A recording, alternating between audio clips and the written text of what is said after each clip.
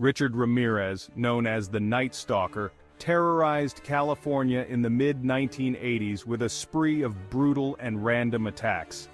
His reign of terror left an indelible mark on the state and cemented his place as one of the most infamous serial killers in history. Stay with us until the end to uncover the chilling motives behind his horrific crimes. The nightmare began in 1984. Ramirez, a drifter with a troubled past, began his spree in June of that year. His first known victim was Jenny Vincow, a 79-year-old woman who was brutally attacked in her Los Angeles home. Ramirez slashed her throat and stabbed her multiple times, setting a pattern of extreme violence that would characterize his crimes. Over the next year, Ramirez's attacks became more frequent and increasingly brutal. He targeted victims of all ages, genders, and backgrounds, breaking into homes in the dead of night. His methods were varied and unpredictable, involving shooting, stabbing, beating, and even strangling his victims. This randomness made him especially terrifying to the public and difficult for law enforcement to predict and catch. One of his most horrific attacks occurred on March 17, 1985. Ramirez broke into the home of Maria Hernandez, shooting her in the face. Miraculously, she survived. However, her roommate Dale Okazaki was not so fortunate and was shot and killed by Ramirez. Later that same night, he dragged 30-year-old Saileon Yu from her car and shot her to death. The double attack sent shockwaves through the community and marked the escalation of his terror. Ramirez's crimes were not just about murder. They often included sexual assault and sadistic torture.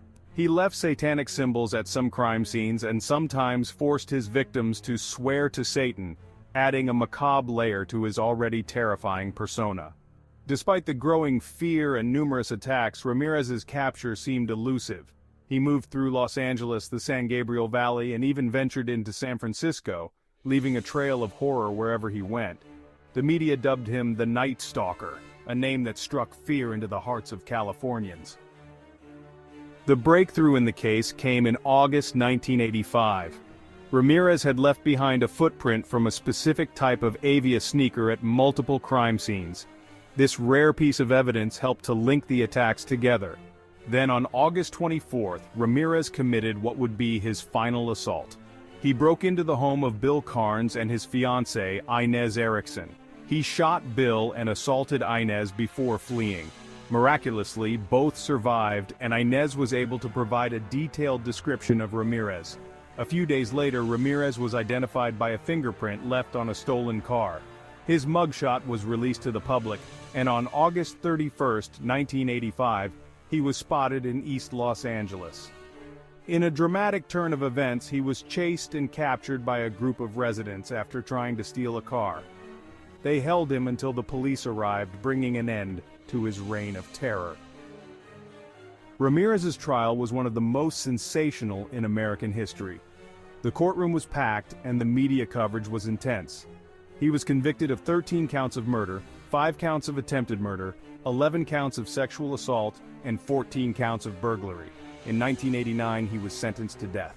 Even on death row, Ramirez remained a figure of fear and fascination. He showed no remorse for his crimes and continued to invoke satanic references, further cementing his dark legacy. He died in 2013 from complications related to cancer, having spent 23 years on death row.